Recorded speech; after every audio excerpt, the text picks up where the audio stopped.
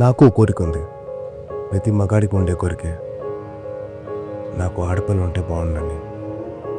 కానీ ఎక్కడో ఏదో భయం. ఎందుకంటారు? గేమర్దా, ఒక మనిషి వంట చేస్తున్నట్టు ఇమాజిన్ చేసుకో. ఒక మనిషి కాలు మీద కాలు వేసుకొని కాఫీ తాగుతున్నట్టు ఇమాజిన్ చేసుకో. ఓ మనిషి బట్టలు ఉతుకుతున్నట్టు, ఓ మనిషికి డబ్బులు పెడుతున్నట్టు.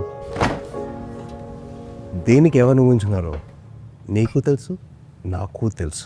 అందుకే భయం. అయినా తప్పు మంది కాదులే. చిన్నప్పటి నుంచి మనం అదే నేర్చుకున్నాం. ఏడుస్తే అమ్మాయిలు ఎగురుస్తాం అని, ఆటలు ఓడిపోతే అమ్మాయిలు ఆడుతున్నాం అని, చివరికి ఉద్యోగం చేయకపోతే ఆడంగిలాగా ఇంట్లో కూర్చుంటామని. ప్రతిసారి అమ్మాయి అనే పదం తక్కువలాగా వాడడం అలవాటైపోయింది. అందుకే భయం. అమ్మాయిగా పుట్టడం వల్ల తను ఎంత సర్దుకుపోవాలో, ఎంత జాగ్రత్తగా ఉండాలో, ఎంత స్వేచ్ఛను కోల్పోవాలో, ఎంత ప్రూవ్ చేయాలో అనే భయం ఉంది. నేను ఏదో పెద్ద పెద్ద క్రైమ్స్ గురించి మాట్లాడలేదు, రోజు జరిగే చిన్న చిన్న విషయాల గురించి మాట్లాడుతున్నాను. ఆఫీస్లో, ఇంట్లో, పబ్లిక్ స్పేస్లో, ఆన్లైన్లో. అవును, మనం ఎప్పుడు మన అమ్మ, చెల్లి, అక్క గురించి, మన గర్ల్ ఫ్రెండ్ ఆర్ వైఫ్ గురించి, మనతో పనిచేసి మన కొలీగ్ గురించి అసలు ఇంత ఆలోచించలేదే.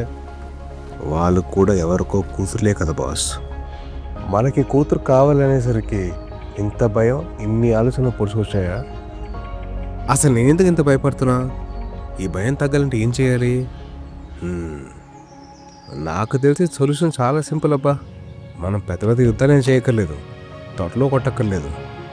రోజు లేవగానే దుప్పటి మడత పెడితే చాలు, కాఫీ కప్పు సింక్ దగ్గర పెడితే చాలు, ఒక అమ్మాయి మాట్లాడుతున్నప్పుడు పూర్తిగా వింటే చాలు, అమ్మాయి పైకి ఎదుగుతుంటే అది తన కష్టం వల్లే అని నమ్మితే చాలు, కేరిన ముసుగులో కంట్రోల్ చేయకపోతే చాలు, మన కళ్ళు మన కంట్రోల్లో ఉంటే చాలు, అమ్మాయిని తప్పు చేసి చూస్తే ఇది తప్పు అని చెప్తే చాలు.